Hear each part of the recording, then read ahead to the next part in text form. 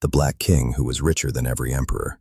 In 1324, a king left his palace with so much gold that the global economy never fully recovered. Not for a decade, not for 20 years. Some historians argue the economic shockwaves lasted a full generation. He did not conquer lands with armies. He did not threaten kingdoms with warships. He simply walked across the Sahara, through Egypt, all the way to Mecca.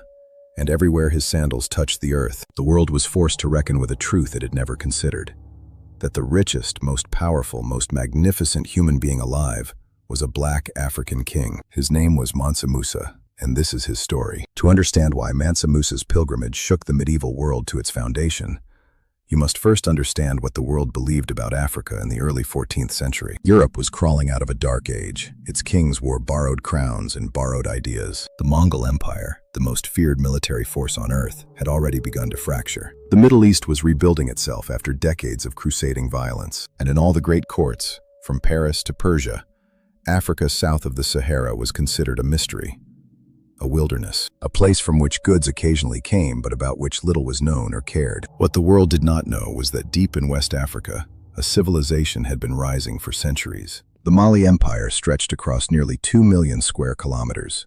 It controlled the most valuable trade routes in the known world, routes carved through sand and heat that carried two things the medieval world could not survive without: salt and gold. The Bambouk and Bure goldfields inside Mali's borders produced an estimated half of the entire world's gold supply. Read that again. Half of all the gold in the world. And it all belonged, ultimately, to one man. When Mansa Musa inherited the throne of Mali in 1312, he inherited not just a kingdom, he inherited an empire that made every European castle look like a countryside farmhouse. Every Muslim who is able is called to make the Hajj, the pilgrimage to Mecca, at least once in their lifetime.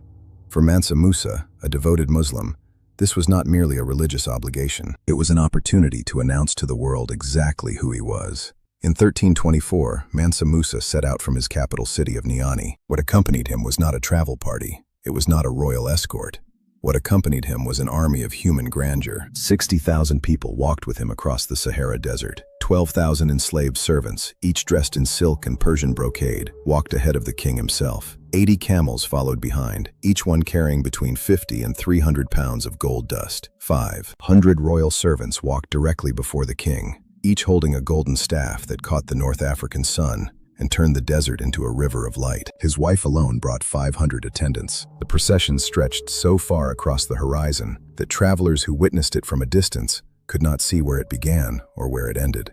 It looked less like a journey and more like a nation in motion. And everywhere this nation stopped, every city, every village, every dusty way station along the Saharan trade route, Mansa Musa gave gold away. He gave it to the poor on the streets of Cairo. He gave it to imams and scholars and mosque builders. He gave it to local merchants and foreign ambassadors. When he arrived in Egypt, the Mamluk Sultan al-Nasir Muhammad rushed to receive him, but struggled with protocol because no one had ever prepared for receiving someone this powerful, this wealthy, and this generous all at once. Cairo had never seen anything like it.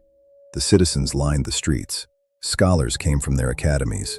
Merchants abandoned their stalls. A black king had arrived, and he made the Sultan's palace look modest by comparison. But here is where the story turns, where the awe gives way to something darker and more complicated. Mansa Musa's generosity was real. His faith was real. But he was also a king of his time, and his empire was not without its shadows. The enslaved servants who walked before him in silk were still enslaved. The gold he scattered like rainwater across Egypt and Arabia had been extracted from mines where West African laborers worked in brutal conditions. Greatness and injustice, as they so often do in history, walked side by side. And then there was the consequence no one predicted. By giving away so much gold so freely across Egypt and the Arab world, Mansa Musa single-handedly collapsed the price of gold across the Mediterranean and Middle East. Gold, the foundation of medieval economies, the basis of currency, the measure of all wealth. Suddenly there was too much of it. The markets flooded. The value plummeted. Merchants who had built their lives on gold-backed trade found their savings worth a fraction of what they had been. Egypt's economy took 12 years to fully recover. One man's generosity, genuine, faithful, extravagant, caused an economic crisis that spanned continents. The medieval world had never encountered a single human being with that kind of financial gravity, and it never would again. What happened next is perhaps the most extraordinary consequence of all. When Mansa Musa finally reached Mecca and completed his Hajj, then turned his vast procession back toward Mali,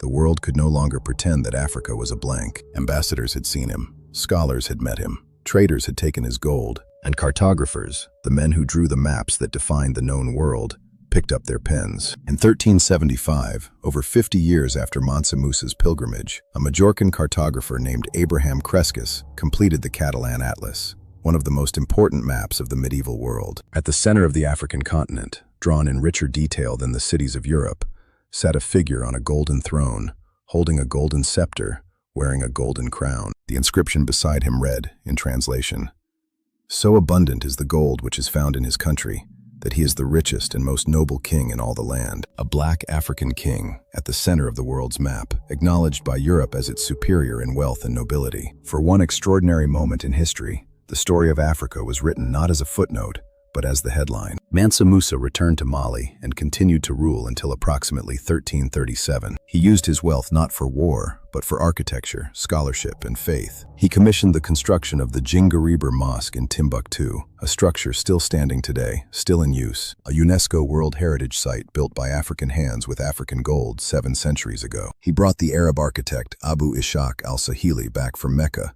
to design buildings across Mali, fusing West African and Arab aesthetics into something the world had never seen. Under his reign, Timbuktu became one of the great intellectual centers of the medieval world, spinning around the center of world knowledge. Home to the University of Sankore, which at its height housed over 25,000 students, and a library of nearly 1 million manuscripts. 1 million manuscripts in Africa in the 14th century. And yet, for centuries after colonialism rewrote the story of the world, this history was buried. Mansa Musa was reduced to a footnote, if he was mentioned at all. The Djinguereber Mosque was called mysterious by Western scholars who could not accept that black Africans had built something so beautiful. The manuscripts of Timbuktu were dismissed, disputed, and very nearly destroyed. But history has a way of surviving. Today, Mansa Musa is recognized by historians as almost certainly the wealthiest individual in all of human history. Modern economists, adjusting for inflation and the proportional value of his gold holdings relative to the global economy, estimate his net worth at approximately $400 billion, a figure that dwarfs every tech billionaire, every oil sheik, every king and emperor who has ever lived.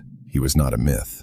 He was not a legend born from exaggeration. He was a real man who walked out of a real kingdom and made a world that had ignored Africa look up and feel poor. The gold is mostly gone now. The empire has long since fallen. But the mosque still stands in Timbuktu, and the map still shows a black king at the center of the world, holding his scepter, wearing his crown, refusing to be erased.